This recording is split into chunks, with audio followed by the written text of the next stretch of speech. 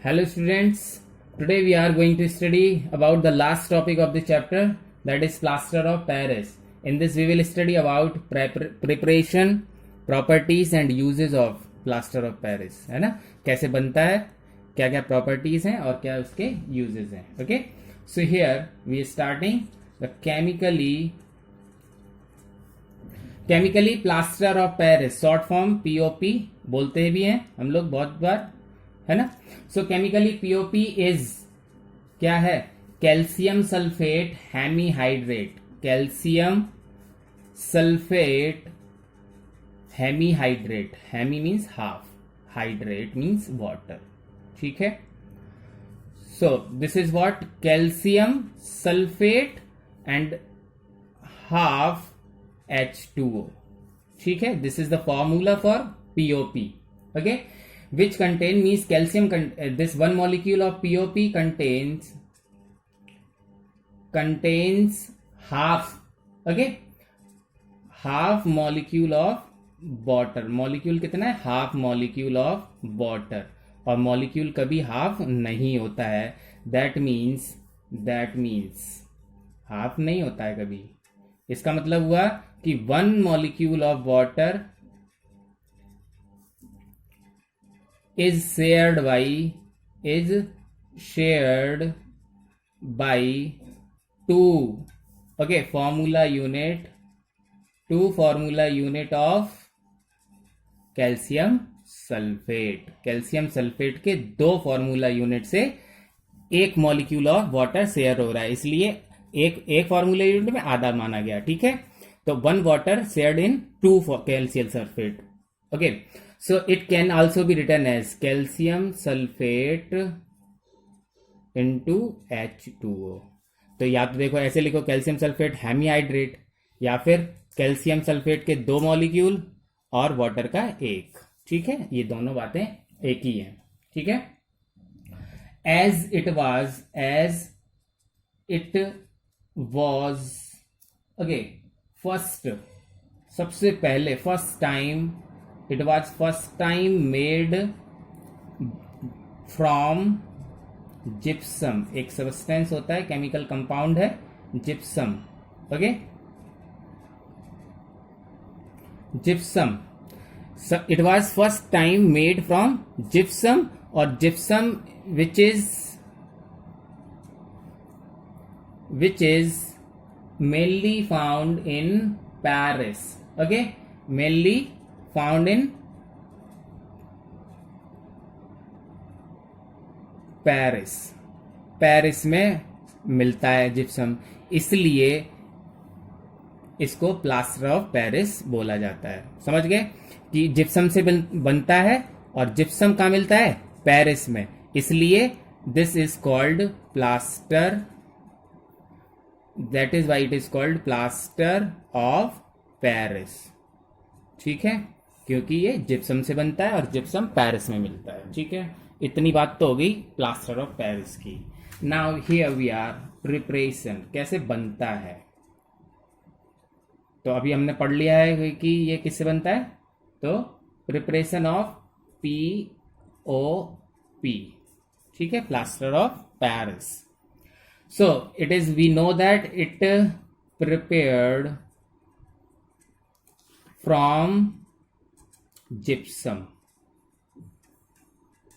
It is prepared from gypsum. Okay, तो gypsum का formula क्या होता है, कैल्शियम सल्फेट डॉट 2H2O. ये होता है gypsum. Okay, calcium sulphate dihydrate. क्या लिखेंगे इसको, कैल्शियम सल्फेट और 2 है ना, तो dihydrate. Got it. It is prepared from gypsum. Gypsum का formula and chemical name calcium sulphate dihydrate. ठीक है. सो व्हेन प्रोसेस, क्या है process, when gypsum is heated at the temperature 100 degree Celsius. When gypsum is heated at temperature 100 degree Celsius, okay, it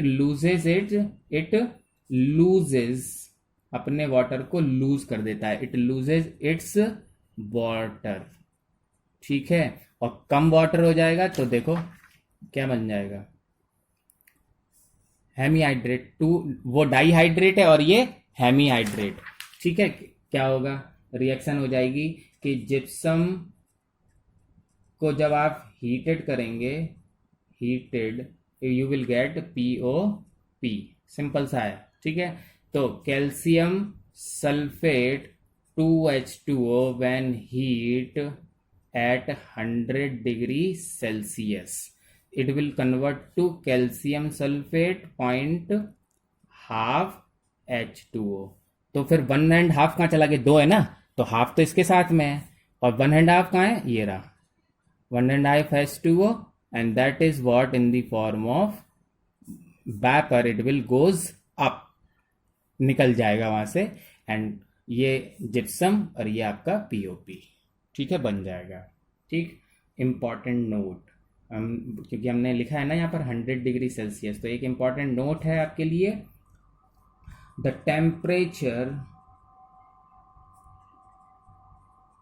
temperature should not exceed, should not increased, नहीं बढ़ना चाहिए, किससे नहीं बढ़ना चाहिए, 100 डिग्री सेल्सियस से, should not increase 100 degree Celsius, ठीक है।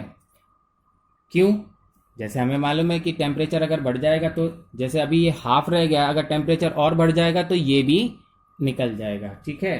तो should not exceed 100 degree Celsius, otherwise क्या होगा, अगर बढ़ गया टेम्परेचर तो अदरवाइज होल वाटर, पूरा का पूरा पानी, होल ऑफ वाटर विल, है ना, whole of water of crystallisation, कल पढ़ा था हमने, ठीक है। तो वाटर ऑफ क्रिस्टलाइजेशन मतलब ये जो है वाटर ऑफ क्रिस्टलाइजेशन है, और ये हाफ H2O भी वाटर ऑफ क्रिस्टलाइजेशन है। तो अगर टेम्परेचर 100 डिग्री सेल्सियस से ज़्यादा बढ़ गया तो वाटर ऑफ क्रिस्टलाइजेशन का सारा पानी, whole of water crystallisation will removed, ठीक है, विल लॉस्ट, निकल जाएगा, और क्या बचेगा हमारे पास, producing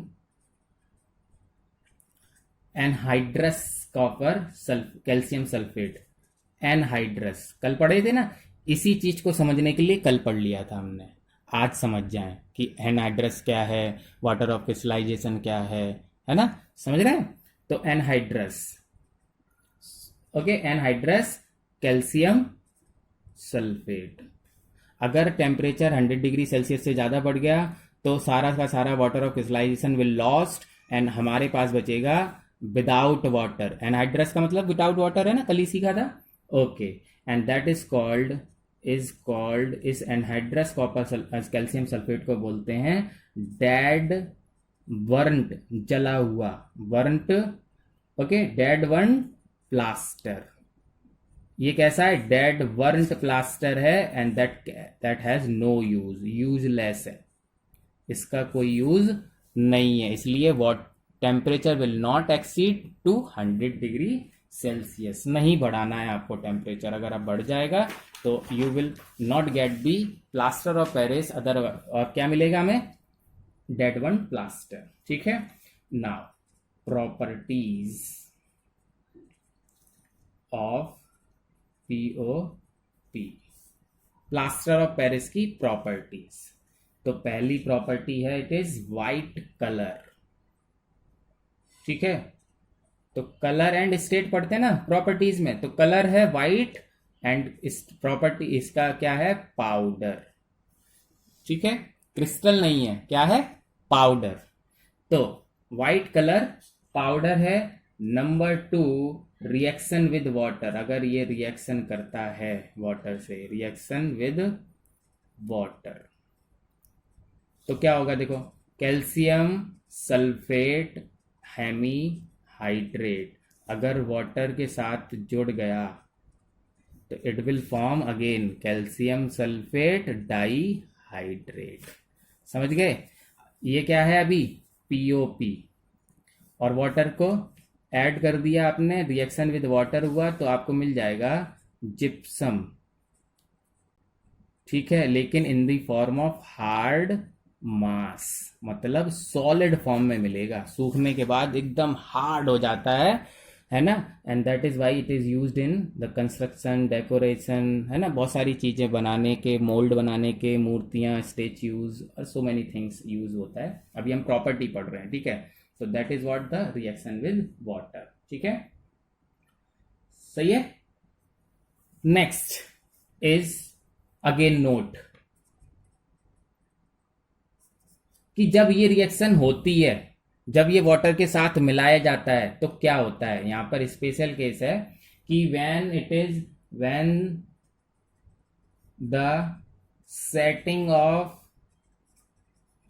POP, okay, POP to a hard mass, ठीक है, जब वो हार्ड मास में कन्वर्ट होता है तो उसका वॉल्यूम, है ना, सो अकम्पनीड का मतलब उसके साथ साथ, हार्ड मास में कन्वर्ट होने के साथ साथ, अकम्पनीड का मतलब के साथ साथ, ठीक है। तो when the setting of POP to a hard mass, जब वो हार्ड मास में कन्वर्ट होगा उसके साथ साथ, है ना,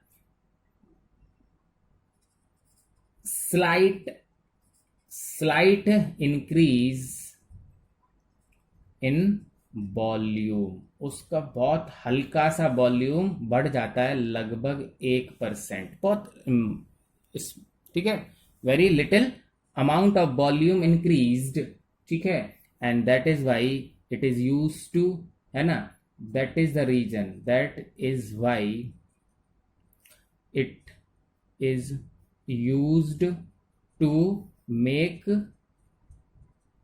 ठीक है, to get the to make sharp impression. अभी मैं बताऊंगा आपको, पहले लिख देता हूं आपके लिए, sharp impression of the mould,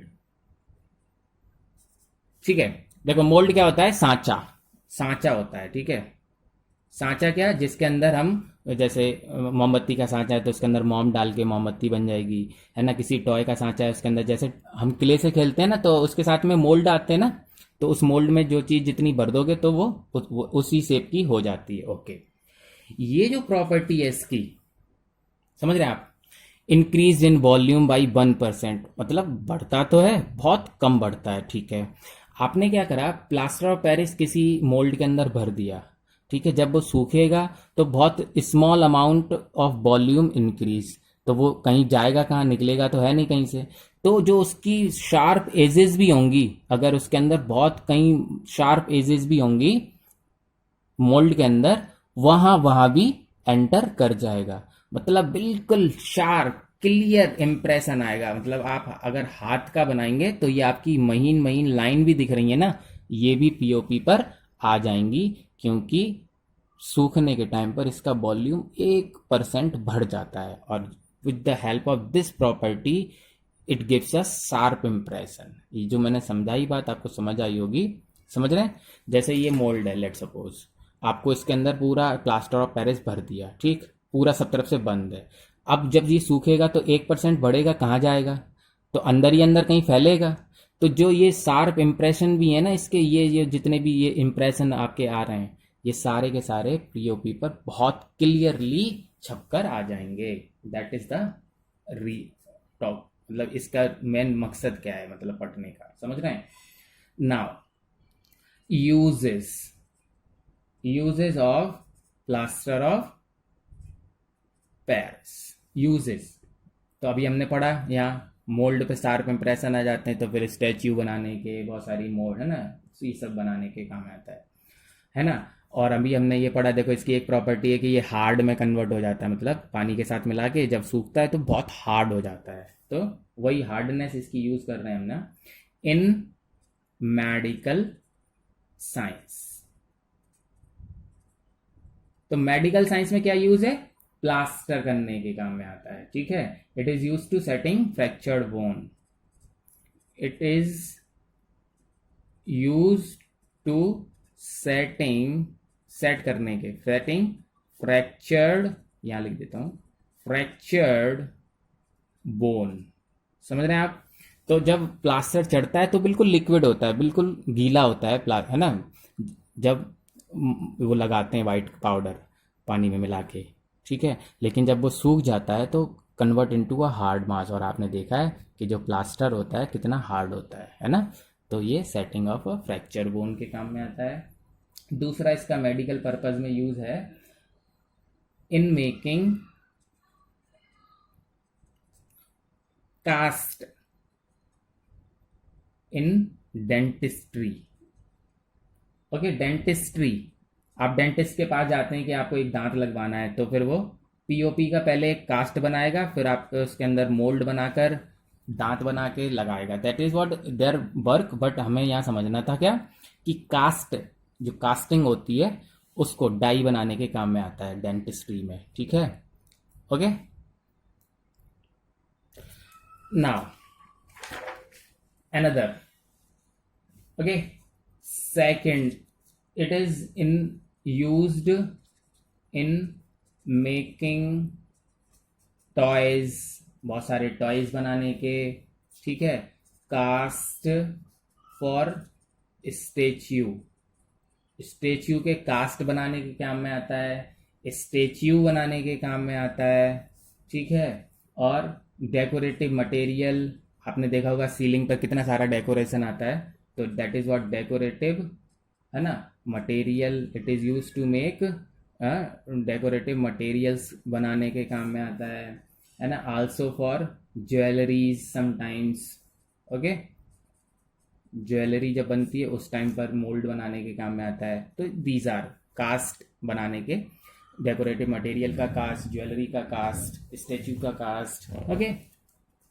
third, in making surface smooth, जो आपका प्लास्टर होने के बाद जो नॉर्मल प्लास्टर होता है ब्लैक वाला, उसके बाद रफ सरफेस रहती है, तो उसको पीओपी करवाते हैं ना हम लोग, पुट्टी बोलते हैं जिसको, तो उससे क्या हो जाता है, वो सरफेस स्मूथ हो जाती है ना। सो यहां लिख रहे हैं इन मेकिंग, है ना, इस सरफेस, इन मेकिंग सरफेस स्मूथ, स्मूथ करने के काम में आता है, बहुत चिकना कर देता है उसको, स्मूथ कर देता है ना, ठीक है। किसकी सरफेस को, वॉल्स, है ना, सरफेस ऑफ वॉल्स और सीलिंग, छत की, वॉल्स की, रूम्स की, ओके। Next, then decorative design, in making decorative design,